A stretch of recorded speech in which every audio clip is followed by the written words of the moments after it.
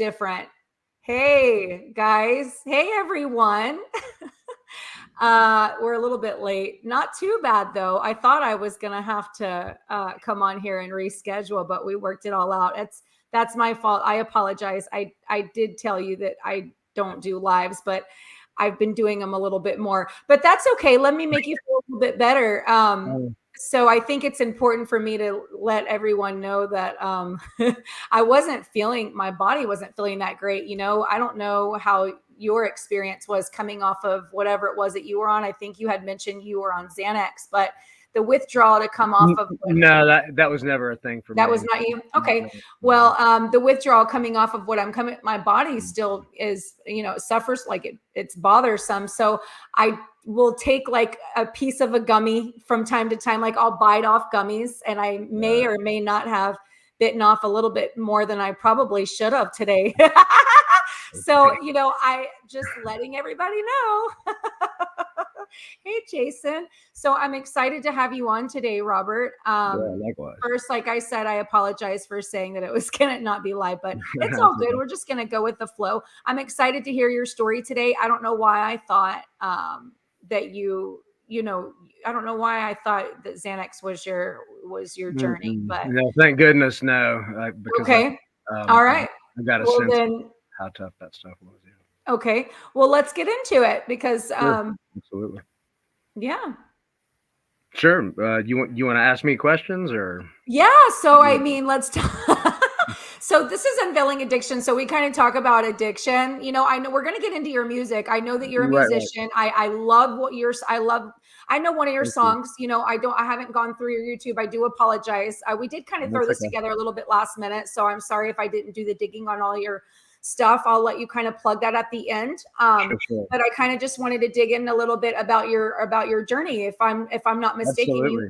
Okay. So, I mean, so usually people will kind of come on here and kind of, for me, like where my journey started, I was running from when I was a young age. I was not being protected the way that a young woman should be. And I just started running and using anything I could get my hands on. Right. But where the addiction really, really started, honestly, becoming physically addicted was when I got my first prescription of Vicodin from a doctor's office. And then, so we have a lot of people that have these experiences that are kind of coming on here and talking a little bit about that. So, so if you want to kind of get into your experience and what that looked like for you, we'll get into your music, but this is for sure. This is to inspire people that you can literally come from the depths of hell. Okay. Yeah. That's awesome. Okay. Yeah. No, I've gotten a sense of the format of your show, and I definitely, I support that. Thank you. Let's see where to start really. I just, probably the most, relevant fact, for me, as I would imagine for a lot of addicts and alcoholics, is that I had a substantial amount of trauma when I was a kid. And so I was looking for ways to leave my body. And before I ever came across any kind of intoxicant, I remember discovering processed sugar. That one, I remember really making a hit with me with like Hostess ding dongs and Twinkies and stuff like that when I was like maybe 8. My mom wouldn't let me have them, but I saw other kids eating them, and so I'd sneak to the store and buy packages of like Twinkies or whatever, and wolf them down in the parking lot. And I got kind of a relief from that. And I first drank alcohol.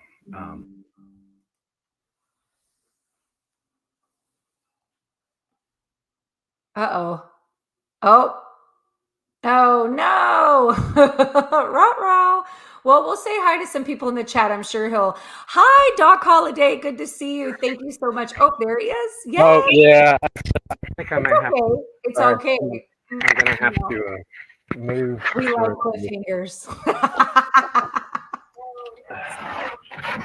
Hi, Lenny. There I am. Thank you for being here. Jason, thank you for being here. I'm so honored. Thanks, guys. Okay, it's all good. Okay. Hi to everybody in the chat. And it was actually pretty perfect because you were like, I started drinking at, and we're like, oh, Right. you didn't know when did he start drinking? Right. So, on my, as people may or may not be able to guess from my last name, on my dad's side, I have Mexican ancestry, and Okay. I don't know if this is like a whatever, if this was just unique to my father, or if this is a common thing in Mexican culture. But he basically, right before I turned 13, but with dinner, it was New Year's Eve, and he let me drink some beer with dinner, and I had never had alcohol at all. I was just about to turn 13 years old, and something just snapped in me. There was a switch that got flipped, that I had never experienced before, and I ended up doing AA, and they talk about an allergy with Alcoholics Anonymous, and that was really very similar to my experience.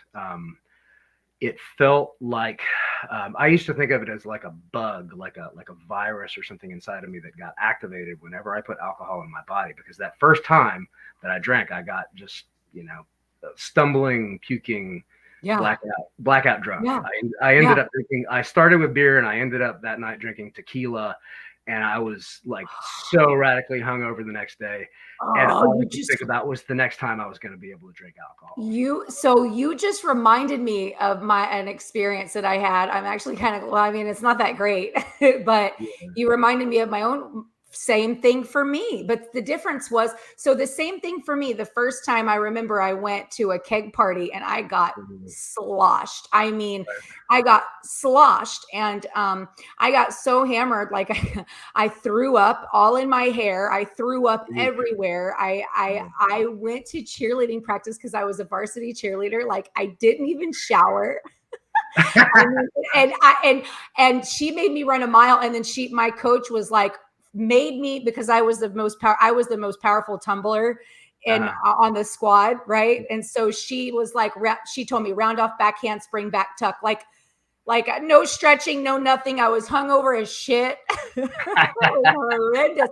But see, the difference was I never drank again. And probably that's why, honestly, I never drank again. But mine was more pills, So I am kind of interested to get into this. I didn't mean to interrupt you. I just kind of wanted to chime in, because it is, that was definitely one of my experiences. Yeah, there was so I don't mean to laugh. Like, I think that's just the way that I kind of shine light on things. I mean, because I was down this dark hole for a very long time. So you kind of have to laugh about it. So. Absolutely. Yeah. Well, and I haven't, this isn't the alcohol part, thank goodness, is not fresh for me. I haven't drunk alcohol in a long time. And really, for me, like, so I did AA for a long time. I did AA for 12 and a half years.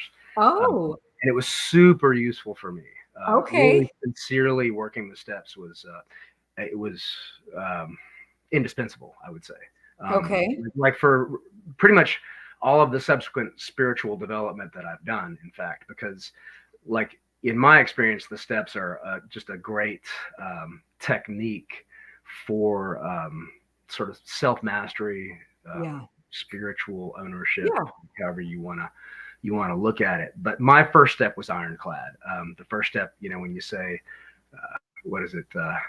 Admitted to ourselves that we were powerless over alcohol, that our lives had become unmanageable. And it was like both prospects were clearly true. Both suppositions were definitely true in my life.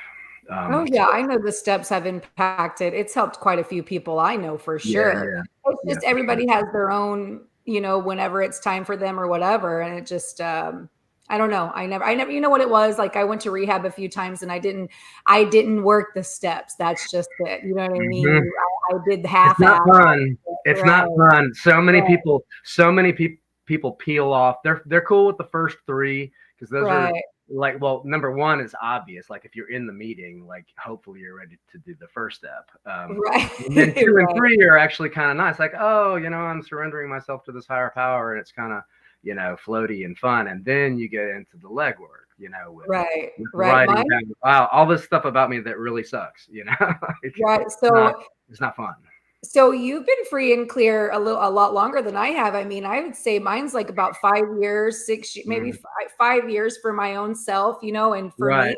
um, you know what it was like? I started meditating. I had a spiritual awakening, but I just started meditating every single day. And it was like the walls of programming. It was like this soul knew what to do to heal.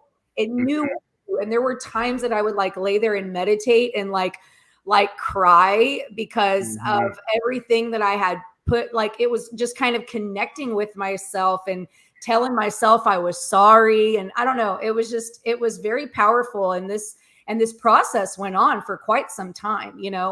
The steps works, I know, for lots of people. And I think it is very impactful for quite a few. But for Yeah. whatever reason, I think I just kind of had to isolate myself. I'm just so influenced, I'm very easily influenced. And I think I truly just needed to isolate myself to truly heal. Right. Right. Yeah. So, anyways, I didn't mean No, to. no, that's fine. So, I mean, yeah, and just I guess in terms of my story, yeah, So, I would. go No, ahead. no, go ahead. Yeah. Well, I mean, so yeah, so you drank so you were introduced by your dad, right? You said Yeah. when you were 13. Okay. And how long did that go on? So let's see. I would say I, I drank alcoholically on and off for 20 years, basically, at that point. So starting at 12, and uh, continuing until I finally sobered up in AA at 32. Um, and I've been now sober over 20 years from Okay. alcohol. My story gets a little bit. I'm sorry if I'm kind of jumping around, but You're like good. temporally, but like mine maybe gets a little bit non-standard because at a certain point in AA, I became kind of freaked out by the phenomenon of seeing people with 20 plus years of sobriety go out and like kill themselves.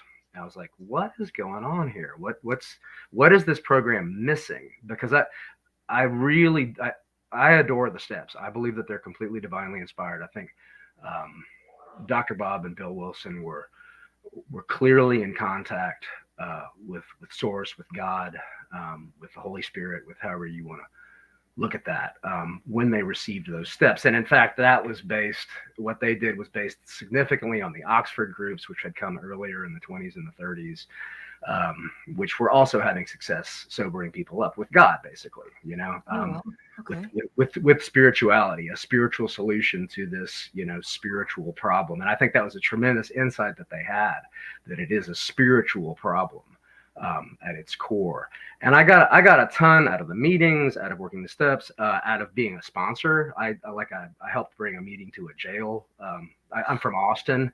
Oh, what? Me too. Yeah, I've Cool. recently moved to Tennessee, but I'm from Oh, Austin, and I used to help my sponsor, who had done a bunch of time for stuff back in the '90s, nothing violent, but he would help bring a meeting to inmates at the Travis County Jail, and that was a great experience. It was all great for me, but in the end, what I ended up discovering was there's no fundamentally, I would say, in 12-step programs, there's no recognition of the reality of trauma and the effects, the distorting effects that has on somebody's personality, and how I think maybe not every single time, but like in so many of the cases that I witnessed in meetings, and among my fellows in the program, I could see that what was ultimately driving addiction was some kind of unresolved trauma, unprocessed trauma, and I had boatloads of that. well, yeah. And I was not getting any relief from the program. So to kind of fast forward, and we can go back and talk about sort of the character of my drinking and whatever, but like fast forwarding to, when was it, 2014, Mhm. I went down to Peru and drank ayahuasca, and Oh, then I came back to Texas, and I joined this ayahuasca church heck locally, and I yeah. proceeded to drink a shit ton of medicine. Heck yeah, man. Really, it did good things for me. Like, Did it? 100%. Okay. I cannot, I would never presume to tell anybody what they should or shouldn't do, because there are disaster stories too. There are total disaster stories, like, and that tends to get swept under the rug. People are in this sort of euphoria, I would say, about plant medicine, and it's like there's some super ugly realities as well, particularly if you go to Peru, Bolivia, Colombia, any of those places down there. I mean, you can literally end up getting snuffed by a black magician in the jungle, and people do. Right. Or you can have the kind of experience that I did, which was just completely life-changing. And I was formally diagnosed with PTSD multiple times. And I don't feel like probably 95% of the time at this point, I feel like I don't have PTSD anymore. Like, I just flat out don't have it. The depression's not there. The sleeplessness isn't there.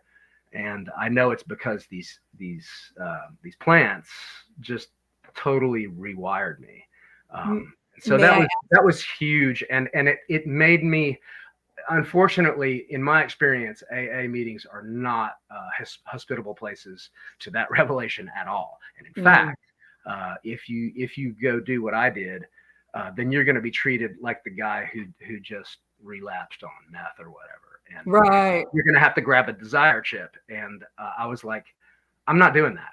Like, I was a good AA to the best of my ability for 12 and a half years.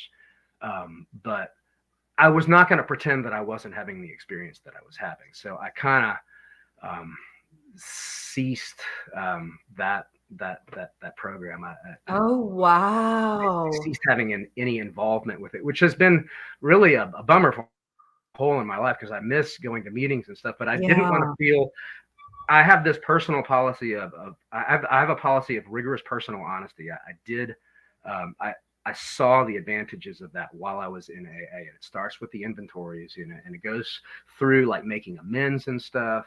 Like, it's a real pain if you are familiar with the mechanics of the 12 steps. Like, you have to go out and humble yourself before people you've done bad things to.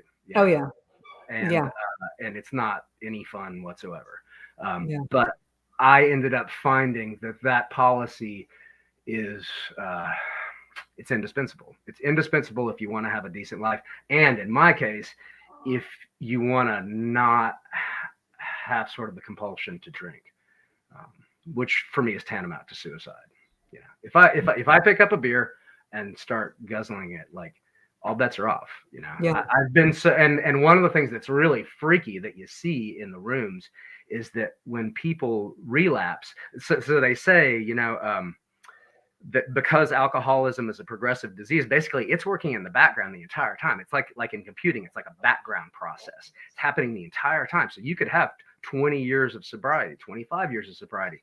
People, I saw this repeatedly. They would go out, they would relapse, and immediately they would be right back at the bottom where they were when they came in. And then it would get worse from there, and they'd be usually dead pretty soon. Wow. So the stakes are super high. And as they say, it is a progressive disease. And I don't ever want to do that again. I don't miss it.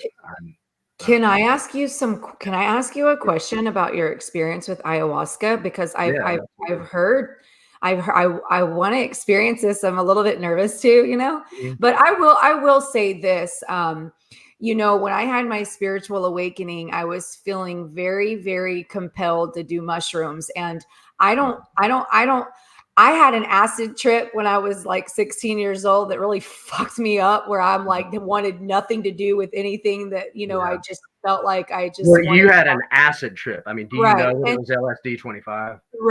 Right. And so, but I didn't know any better. Right. But when I had this awakening, I was feeling very compelled to take mushrooms. And I'll tell you, man, when I did, there is something very healing in plant medicine, because it activated a dark night of the soul for me. And then things just kind of started unraveling, and plant medicine is very powerful. But with ayahuasca, first of all, did you get sick when you took it? Did it make you nauseous? Did it make you vomit? Yeah. So that does not sound pleasant to me. Yeah, that's a good question. For me, out of all the times I drank, and I probably drank my gosh, 150 times total, something like that. It's been a while now since I did, and I have some reasons that I have been staying away. But I was drinking a lot of medicine for a number of years because I was getting so much value from it. And out of all those times, I probably only threw up 4 or 5 times. It was strange. Oh, Some people purge every time they drink. oh, It varies, but I yeah. definitely the nausea in my experience is part and parcel of the whole deal. It's not Oh, fun.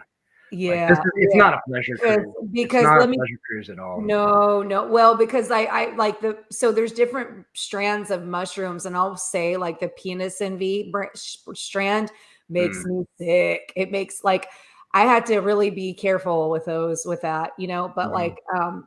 but anyways, with the ayahuasca, I have another question. So is it so you drink it and then Mhm. what? Like you just lay there with like your eyes closed, like what's Yeah, next? that's a great question. Like what the form is. So with traditional ayahuasca ceremonies, like how they do in the jungle in places like Brazil and Peru and Bolivia and Ecuador and Colombia. I think those are maybe mostly, if not all, the countries where it's indigenous. Um, you well, the way I've experienced this, and I'm sure there are variations, but Uh-oh. Well, that's and, okay. Well, oh, there you are. oh oh geez, It's okay. No, I don't know you're what good. you missed and what you caught. No, no, you didn't cut out too long. So Okay. carry on. You're good. Yes. Right. So it's in Thank the you. dark. It's at night. Like typically, you'll drink right around sunset. Um, I went to a place called Temple of the Way of Light in Peru, um, and I had a really great experience there. They have healers there from what's called the Shipibo tribe, Okay. who are kind of like they're viewed as having uh, maybe a particularly pure um, sort of lineage in terms of the medicine, Hmm. like not corrupted by outside influence, or I don't want to say corrupted, but changed. And so that was the style that I did it, which basically involved sitting on your we would come up and sit with the shaman and drink the dose and then go back to our pillows. Like Okay. you're in a little, sort of nest that you're set up with like a pad and some pillows and a bucket for vomiting. Oh, fucking and was it? yeah, and it's super necessary for a lot of people, definitely. Oh man. Okay. But then the shamans would come around and sing, and they sing these songs called Icaros, Icaro. An Icaro is like this traditional healing song um, that they receive through doing plant diets. Like this is a really interesting aspect to Amazonian shamanism. Like Okay. the way that ayahuasca shamans sort of get their mojo to begin with is they have to do all these different diets, and you can diet any plant that exists. Apparently they'll diet trees, and they'll diet all different kinds of plants from the rainforest. They'll diet tobacco. That's a big one, which involves basically um, taking these plants in every day and like having a super limited like physical diet, like nutritional diet aside from that. Like Interesting. traditionally, I think the way they do it is these guys go into a hut in the jungle and they will eat nothing but fish and some kind of starch, maybe plantain. I'm not even sure, but like very like no seasoning, nothing, and they're just consuming these plants every day, and they get teachings from the plants, and then the plant spirits come to reside with the shamans, and they're the Wow. ones that are actually doing the healing. Like that's the mechanics of it. The Wow. shaman isn't exactly doing that much. The shaman is a vessel for these plant Right. spirits Right. to come through and do healing. They call them doctorcitos, little doctors. Fascinating.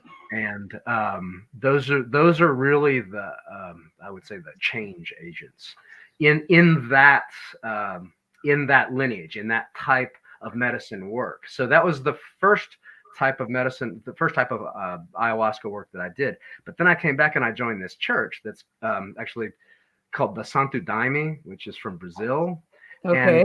And the Daime is real interesting because it's like it's like Catholicism with ayahuasca, basically, like in a quick form. And it's you're saying tons of Hail Marys and Our Fathers, Oh, and you sing all these hymns okay. in the force of the medicine. And that's really, and so in the Daime, it's strange. There's not a shaman. There's no authority figure in that sense. Okay. The authority figure in the Daime is really, I would say, the guy who originally received the whole doctrine, which who is this guy, Mestre Irineu. He was a 7-foot tall black guy from Brazil Oh, who started drinking medicine in it was like 1919 or something like that. He was posted with the Brazilian army in the middle of the jungle, and he had some kind of malady, and he drank for that, and he basically ended up getting a vision from the Virgin Mary saying, I'm going to entrust a whole new religion to you. And he was instructed to not have anything more to do with the people who were there doing it locally, because they were doing a bunch of black magic. oh, Like, wow. the tradition is quite strange. It bears investigation, because I think Westerners tend to go down there with stars in their eyes, and it can really backfire on them, because there's some super dark stuff going on That is with it. so. Oh, go on, Yeah. please. But anyway, so to me, Mestre Irineu, this guy, Mestre Raimundo Serra Irineu, the guy who received the whole thing, like he is a legitimate, like, very towering spiritual figure in my view. And I have got maybe some questions about what's been done with his legacy, what's been done with the church since he died. He died in like 73, I think. But when I would sing it's called an enário. That's the Portuguese, like a hymnal, like his collection of hymns. When I would sing that, I would always just have a wonderful experience and really commune with what I believe to be the heart and soul of positive spirituality, which, sort of spoiler alert for me, comes down to Jesus at this point, No, yeah. Yeah, no, the Lord of absolutely. Lords and the King of Kings. And, he's, that was for me, that was the sweet spot, was basically drinking medicine in order to know Christ, and the That is Christ so. consciousness. That is so fascinating. You didn't just have, I mean, you had a few of those experiences. That's incredible. Right. And I'm very, very honored that you are able to come here and share that with me, because I Mhm. mean, just sharing your experience with AA, and then, you staying true to yourself after having these experiences with plant medicine that really just kind of opened you up. I'm getting emotional. That's really beautiful. I really would like to, I really would like to have an experience like this, because there's still something within me. This body has been through a lot of trauma, Mhm. and not to mention the addiction of it being, it's still trying to get adapted to its new energy. And so I do notice, just like, I told at the beginning of the show, taking a bite of a gummy because my body's uncomfortable. You know what I mean? So I noticed there's a lot of fear with me, with just being without, like, there's fear around that, just because it can really get uncomfortable. And I wonder, I mean, I'm certain, right, doing something like this, like ayahuasca, may be able to get to the root of that. Yeah. I guess at this, I don't, I don't want to, like, get Right. into, super divisive, uncomfortable topics. But I guess, like in some ways for me, post 2020, the elephant in the room is like, this sort of like, uh, this open conspiracy, that we can all see to like usher in a totally new system of government on the planet and new norms about like everything, about culture, Right. about family, about kids and how they get raised, about all the different subjects. And in my experience, and so I haven't drunk now in 2.5 years, Okay. about which is a real drag for me because I miss it. Drinking a lot. Like it's like eating a big salad. I remember one of my buddies who did it way before I did and told me about it. He said, Right. eating a really big salad, it'll clean you right out. And that my experience of it is that just at the biochemical level, it's incredibly useful. Like you'll feel like $1 million typically the day after a ceremony because it's literally not an intoxicant. Like I had an MD explain this to me down in Peru. It's a detoxicant. Like you are not toxified by ingesting ayahuasca. You are detoxed from it, and the detox experience can be graphic. Like right, yeah. I mean, I hear, and like it's not fun, and I would cry a lot. Like I would end up crying tears and sometimes rage would come, and like it's not something that you're going to do to look cool while you're doing it. right. It's like the opposite of cocaine. It's like and and it has the opposite effects. Like cocaine like makes you look cool and slick and sexy and glamorous and all that stuff and feel that way too, and it totally makes you double down on all your character defects and it reinforces your ego and all that type of thing. And like, okay, never made me feel sexy. It made me feel fucked up. oh yeah, I don't know. I guess I had a somewhat limited. I'm just playing. Go ahead. I apologize. I do not miss cocaine. Blah. Yuck. But yeah, it was, so crazy. I hated it, but I would still do it. I would just keep doing it. And I hated the way it made me feel, but whatever. So anyways, go ahead. I do anyway, to me, the plant medicine is that like actual authentic plant medicine, particularly ayahuasca, is the absolute opposite of it. It's like the experience itself as you're going through it can really be one of the most wrenching, terrible things you'll ever go through. But the benefits on the backside, I mean, at least for me, and again, I don't want this to be construed by anyone as me saying you should definitely run out and because I don't think that. I don't.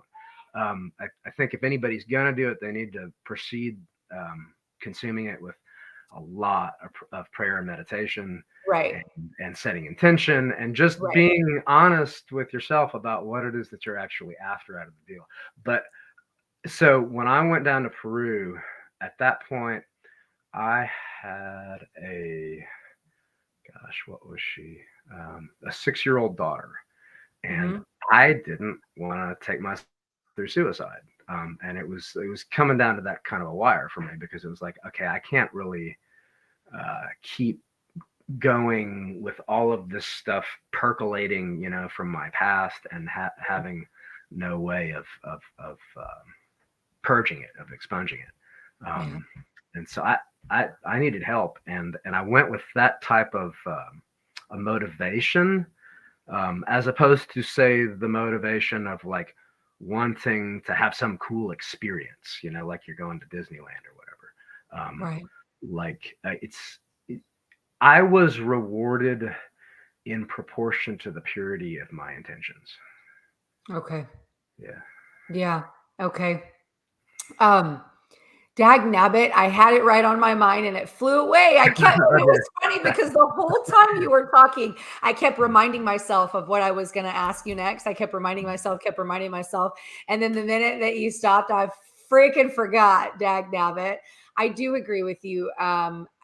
This is all just that this platform is for people to speak their personal experience and what helped them. So nobody's saying that you're running out and telling people to do that. Like I've heard lots of people, I've heard quite a few times that this is a very, very great method. And everything. I'm sorry, you were cutting out there. What? It's a great method. It's just It's a great plant, method. right. And this isn't the first time. I actually heard. I heard about ibogaine. Have you heard of that? Have you heard? Is that what it's ibogaine? Yeah, I have heard of ibogaine. I've never done that. I would be, I Nervous.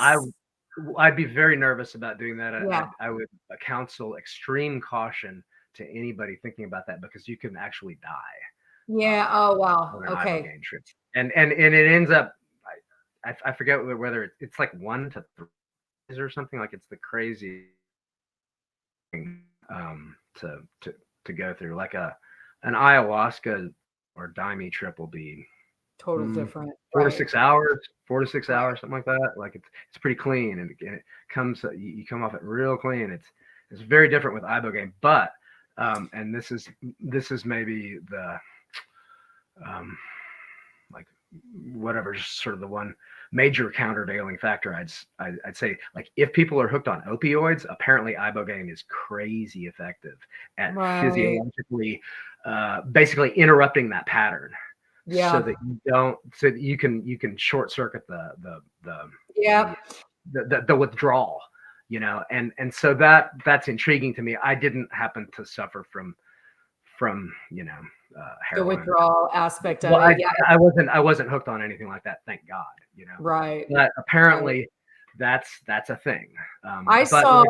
like one thing I would absolutely say is like anybody legit doing ibogaine, whatever, is going to have an MD on hand to deal with adverse reactions. So I watched this documentary called I've heard okay, so I heard ibogaine quite a few times when I was coming off of opiates or coming off Suboxone, whatever, right? And then I just kind of started looking into a little bit, and then I actually came across I kept hearing good and bad things, right? And then I kind of came across it, just something didn't feel right, but I did come across this documentary where it was dosed actually, and that's what she did, and it was wild because it was like she was having to relearn how to do everything again, like eat. She was having to relearn to like just exist. I was like, yo, no way. I'm not doing that shit. Fuck that.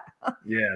So Yeah, it's a radically dissociating experience. yeah. With this potential for incredible healing in there, but like for me, it's like you'd really have to evaluate risks and versus rewards with right.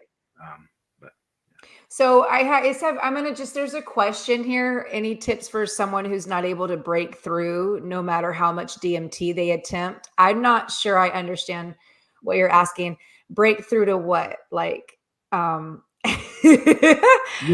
one thing I'd say about maybe that you is might understand that question. DMT, like a lot of people focus on that as Okay. the most relevant alkaloid in ayahuasca. Like one thing that's worth talking about with ayahuasca is the fact that it's two plants. And it's fascinating because if you ask the shamans apparently how they came across it, they say, well, the plants told us about this. Wow. Thousands of years or whenever it was, Yeah. but DMT is not DMT is all over the place. Dimethyltryptamine, like that's the compound. That's the compound that produces the visions in Okay. ayahuasca.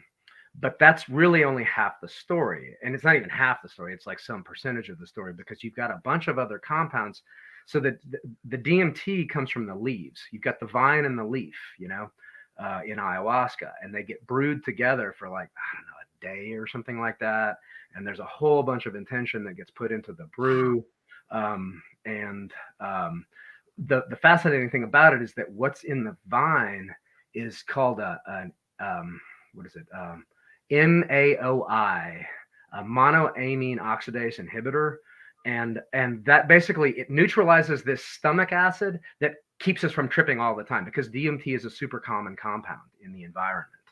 Like it's actually in lots of different plants. There are tons of different like ayahuasca analogs, people say, or analogs to the leaf that produces the DMT. I'm sorry, I'm gonna have to go get a You're charger. I will be right back. Okay. you're okay. Yeah, no Mhm. big deal. No, don't sweat it. No big deal. I hope that answered your question, Jason. Yes. I'm gonna have to take a trip to Peru. I don't know, man. I don't know about that. I do not like vomiting. I don't because I mean, I'm gonna be honest because I pee too. Right. I can't just vomit and not like I had to literally I just don't like I can't believe I just said that. I don't care. I don't like vomiting. If I could prevent vomiting, I would Yeah. really. Yeah. Yeah. Okay, go ahead. Sorry, you're good. Anyway, Oh shit. Shit. Uh-oh. I think you'll come back. Let's see. What is Jason saying here? I'm sure he'll come back. It's naturally in your brain and released when die. And released when you die. yeah. Let Yeah. There you Right. are. So, but my original point there was like that's only one of the compounds. That's what's Okay. found in the leaf. That's the main thing that's found in the leaf. Like I said, that produces the visions, and that's what people always want to sort of go after. But there Okay. are additional compounds called like harmine and harmaline that are in the vine, which ground the experience. I would say, like they're more somatic in terms of their effects, less heady, and more in the body. And so to me, DMT, I've never done it. I don't have any business, like whatever, saying anything negative about any particular path. And I know that people get a lot of value from that substance.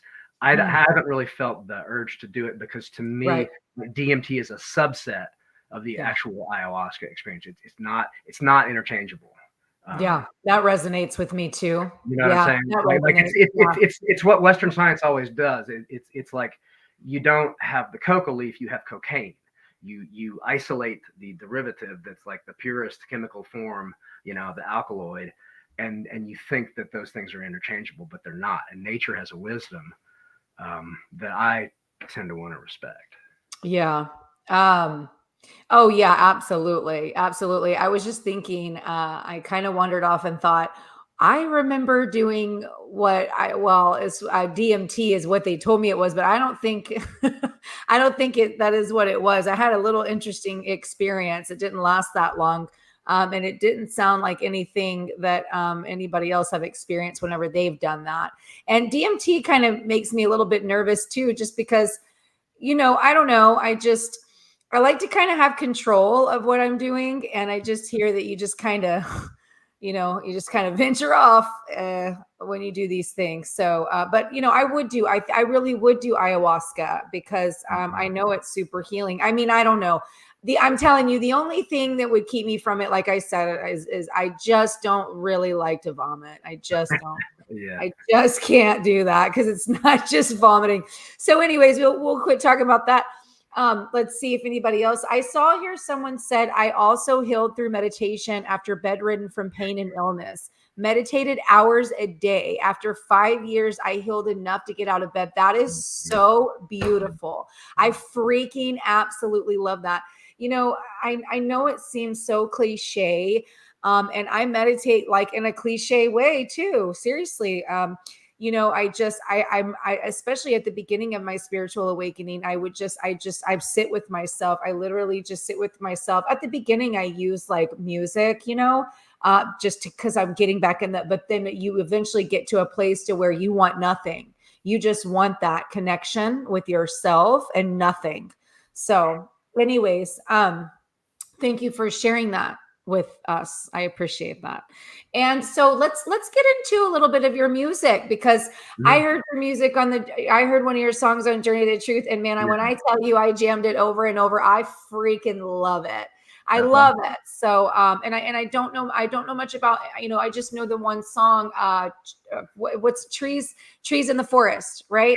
Trees for the forest. Trees from the forest. Yeah. Trees So for the forest. trees for the Yeah, forest. like the expression "can't see the forest for the trees." Well, I just kind of turned that on its head, I love it. and it Yes. has to be sort of about, I'd say, at a top level with like narrative control Okay. and Yeah. how particular narratives have been coming unglued these last Right. few years. Yeah. Yeah, that song was interesting. I had this experience for a number of years. So I've played music since I was a kid. I played violin when I was little, and I played alto sax in junior high, and then I picked up the Oh. bass when I was 15, and I was in a band in Austin that like did pretty well back in the day. We had some pretty amazing experiences, like opening for Fugazi, opening for Faith No More. Heck yeah, man. So, Shit. um, stuff sort of, and we had a pretty big following on our own and stuff. And anyway, that was super fun and wild. But I I had a like a personal crisis. I mean, it was a girl, basically. It was a breakup, who got me into therapy when I was 20. And at that point, I started looking at the just sort of the causes and conditions of my life. Okay. And I started to come to terms with the fact that I had been through some really grueling stuff as a kid. Um, and I needed to sort of deal with that. And my music started to feel like it needed to reflect that. Okay. And I so in my early 20s, I started writing songs that were like way more heart centered as the result of this experience. And it has just Uh-oh. He'll come back in. Yeah, boy. Sorry about that. It's Yeah, no, you're good. It's don't okay. have best internet in rural Tennessee. No big deal. No big deal, doll. You're good. So, you were, yeah, you're good. We can carry on. Yeah. So, I went prior to going down and drinking medicine. I had actually experienced a fair bit of estrangement from music. Like I was just, I don't know. I was getting to a place that was dark enough that really I couldn't even access it anymore. And after I had drunk for about a year, well, truth be told, what changed was the first year that I drank medicine. That was it. I was just drinking ayahuasca and daime, and I wasn't doing anything else. And then I got the message, Robert, you need additional help here. And I was basically shown that I needed to integrate cannabis into my sort of did. And basically music came back just like 200 miles an hour, you know. Oh, wow. I mean, it was just like bam, like song after song after song. And so what would happen was I would go off and do these, you know, healing weekends. In the daime, they're called works. Those are the religious services. It's kind of like mass for Catholics, but it's called the work in the daime. And then there are the ayahuasca ceremonies. But I would do one of the two, and then I'd come back home, and I would smoke a little bit of cannabis, and these songs would come through like just completely. So Trees for the Forest was one of those. Oh, wow. Yeah. Through like in out of whole cloth, like the whole thing was there immediately. Yeah. I that one beginning of 2020, January of 2020, like before they did all the COVID stuff, and you know, all of these different agendas, you know, became completely open in the society. Like I had this sense that something really bad was coming. And so that was the song that was no kidding. So you made that song. Hold on, you made that song before before COVID? Just before. What? Yeah. That's crazy. Yeah, isn't that wild? Yeah. That's wild. Yeah. It was the more work that I've done on myself, the more I have found myself just being used as an instrument by something Right. larger than me. Yeah. And that was that experience for sure. So Robert, that song gives me, so I'll tell you, that song gives me goosebumps. I love that song. I really do. When I Yeah, first please, heard it, please. like, what's that? Throttled by the algorithm. It's so frustrating. It's so crazy frustrating. I have Okay, seen like so you dozens broke of up a little views. bit. Let's hold Oh, on. You broke sorry. up just a little bit. You said please something. So I was telling you that it really does give me goosebumps. Because yeah, like that thing, it gets throttled by the algorithm. They take Oh, away views. It's such a drag. oh 'Cause yeah, I'm sorry. That's it's outside the narrative, like yeah, of it's crap. course. Yeah, but we'll have to share it again because I shared it too. I enjoyed it. I really like it. You're really talented. Oh, thank you. That's incredible. So where can people find you? Like where Right. Could you put the links to my different stuff in the notes, and I can send you like the whole list. Yes, I will definitely try to do that. Okay. Okay. Yeah, I will definitely try to do that for sure. Yes. I mean, that would be the way. Like it's a bunch of links. Like so, for Right. instance, on YouTube, you can search Arellano, my last name, and trees. That will pull up the song. That'll pull up Trees for the Forest. But there's a bunch of other stuff too. Like I put out a whole record. The record's really good. Yeah. Oh, Yeah. okay. Where can people find the record? Listen, I mean, your experience, I really appreciate you coming and sharing it. I mean, what a cool experience. You went, like I mentioned, you went to the AA and then you had the ayahuasca. I mean, I just think that's really cool. I think this was a pretty powerful you've lived a cool little journey. You're making me want to get out and Right kind of on. live a little bit more. Yeah, thank you. Yeah, it is. It is what it is. Yeah. Yeah. Um, So, but uh, yeah. So it's on. It's on all the usual stuff like what is it that Apple Music and okay. Google and the Spotify. It should be there. Definitely, it's on YouTube. I have a YouTube page. And And people can find you by your name. Yes. On Spotify, Apple. I apologize that I'm not a little bit more prepared. I'm trying to get a little bit better about these things. Okay. And we put this together kind of like when we decided to do this, I was actually in the process of creating another link in another show. And you know what I mean? And I just kind of so I apologize if I wasn't more prepared, but I definitely will get those links for you and do what I can to to share them. yeah, So I can send you the list when we're done. okay, I appreciate that. Cool. So is there anything else you want to share with anybody today? I really do appreciate you coming on. We have a few people. We have Dawn saying thank you so much for sharing your story. Yeah, agreed. Yeah, you know your stuff about your plant, about your plant medicine and ayahuasca. I'll have to find out where it was that you went in Peru. I've been hearing Peru, like. Mm-hmm. I'm wondering if maybe that's just not something I'm probably going to have to experience at some time in my life. So, Yeah, yeah. anyway, yeah. Anyway, Just pulled yeah, up his YouTube. Jason said he just pulled up your YouTube. Thanks a lot. He's going to check it out. Heck yeah. And you know what? I'm going to make sure that I'm going to share again your song on both because I have Unveiling Addiction too. I'll share it on both of those. So far out.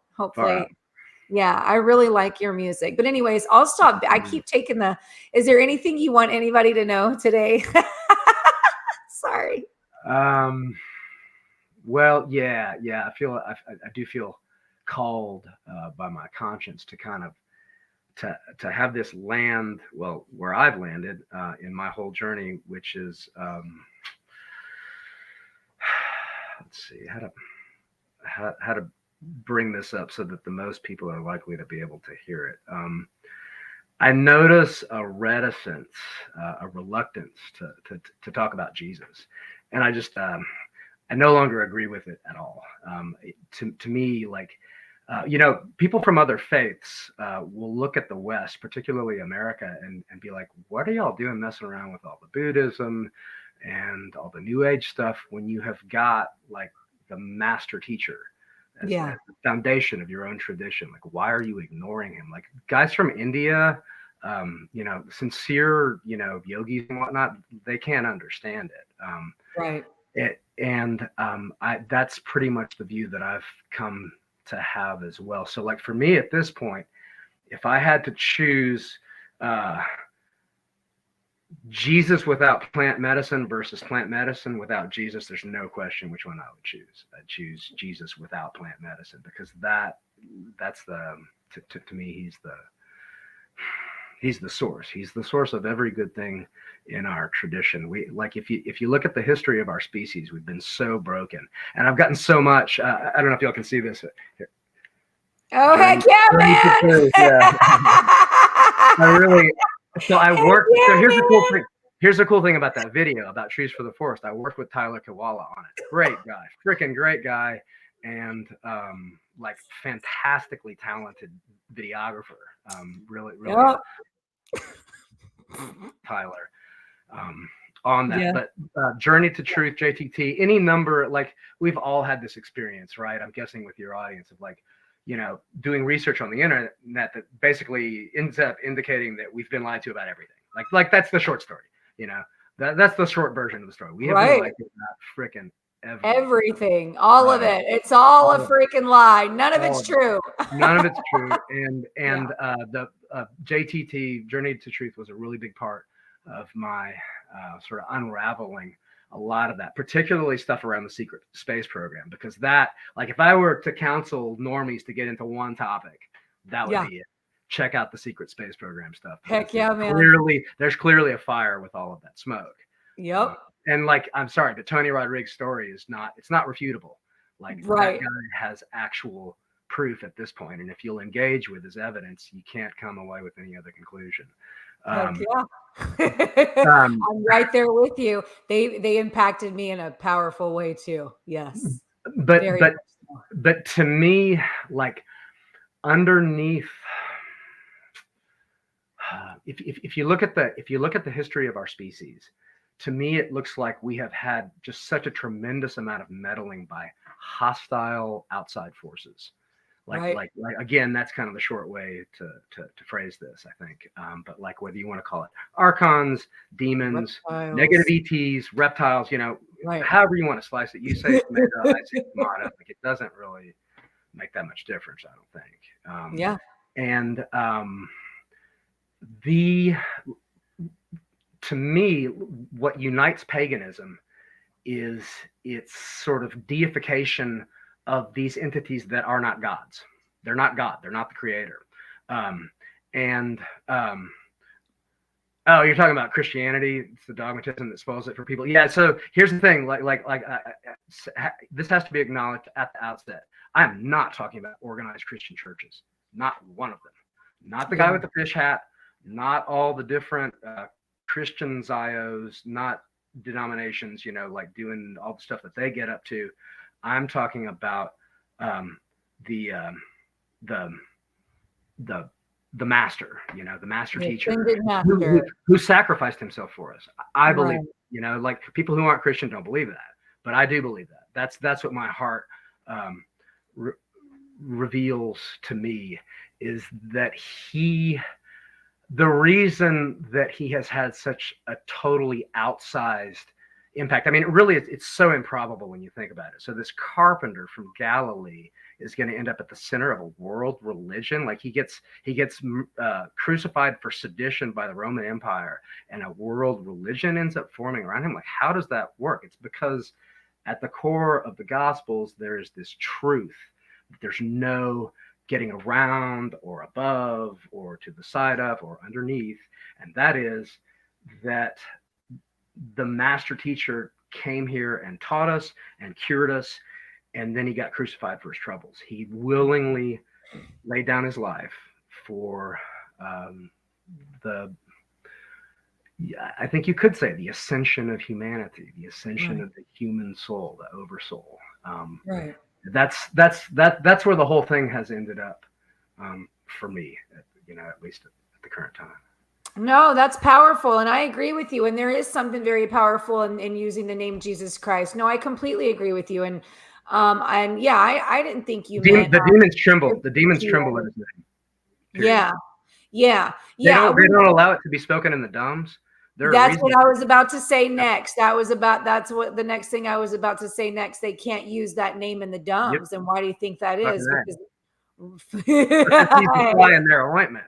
Because he's not down with their program of yeah. infinite enslavement. He came to Remind us of who we set free the were. captive and heal the brokenhearted. He quotes Right. when Jesus goes back to Nazareth. That's one of the famous scenes in the gospel. He goes back to basically his little home synagogue there in Nazareth, and he is, he's kind of like he's left home and he's made it big, and there's all this buzz about Jesus, and he's doing all these healings, and he turned water into wine and all these different things, and he fed the thousands, just by speaking it into existence. And so they ask him to read, and he picks that passage from Isaiah. I forget, I'm not really a chapter and verse guy, but he says that he came to set free the captive and heal the brokenhearted. And Wow. that that'll bring me to tears. Oh, sweetie. Yeah. Yeah. That's the deal. That's the deal. Yeah, It's absolutely. the deal. And he has been relentlessly throttled. The same people who don't want you knowing the truth about any of this other stuff, they don't want you knowing the truth about him. Yeah. They want you thinking that that fucking Joel Osteen or some vomit, charlatan like that is what Jesus Christ is about, and it's repulsive. It's utterly. You know what? I went to that church when his dad. I went not because my mom took me, but like I had friends and I would go with them sometimes. And like I went to that church when it was his dad, John. Okay. And then I remember going back when it was Joel, like, and it just it was so different, but anyways, yeah, no, I agree with you. And there is something absolutely. Everything you said resonates. I actually have a shirt that says Jesus 2020. There you go. Yeah. Heck yeah. Heck yeah. This is about an internal job. And this is, I mean, there's so many topics. One thing that I don't necessarily agree with a lot of, like, I pretty much don't agree with mainstream Christianity in any regard, just about. Right. To the extent that any of those guys ever point you to the Gospels, I agree with that. But that's really not even very much. Mostly they talk about Paul, because Paul was an administrator and he was way more focused on control. So that's like a whole nother topic. Like, are you talking about the Gospels or are you talking about the letters of Paul, most of which weren't even written by him? Which is like the rabbit holes. They just go and they go. But, you're really well versed. I've got the Nag Hammadi scriptures. I remember I bought them and like I tried to read it, and I guess I just wasn't consciously. I was having a hard time comprehending it. I don't know. And then I just picked it up like a year later, and I was like, and then I for whatever reason, I don't know if I was just in a space of where I just was having a hard time understanding it, but I have a little bit easier of a time understanding it. But I'm not really well versed in, scriptures and things like this, I'm sorry, anyway. You were just cutting out there, Chastity. So that's okay. It's not that important. No big deal. So, well, you don't even have to get into any of the super esoteric texts. Just look at the Sermon on the Mount. Look at Matthew. I think it's Matthew 6. Again, not really a chapter and verse guy, but Sermon on the Mount, the Beatitudes. Right.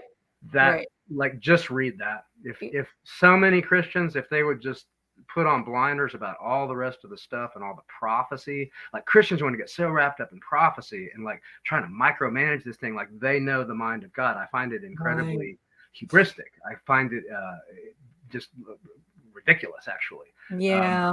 And when the core of the message is to just love people. It's to love. It's to clean your own heart and to love your neighbors. Love God. It. Like that's it. That's the best way. That's the best thing to end. That's the best note to end on. I love it. And what was that again? Awesome. I'm just playing. Yeah, it's all in the heart, man. Love heals. Love is the answer. Love is the answer. So, Robert, thank you so much for coming on today and speaking your truth. I think you may have ventured out there maybe a little bit sooner. So I appreciate you guys joining us in the chat. I'm going to have another live today at 5:00. And then I will be with Arkeem I have it written down.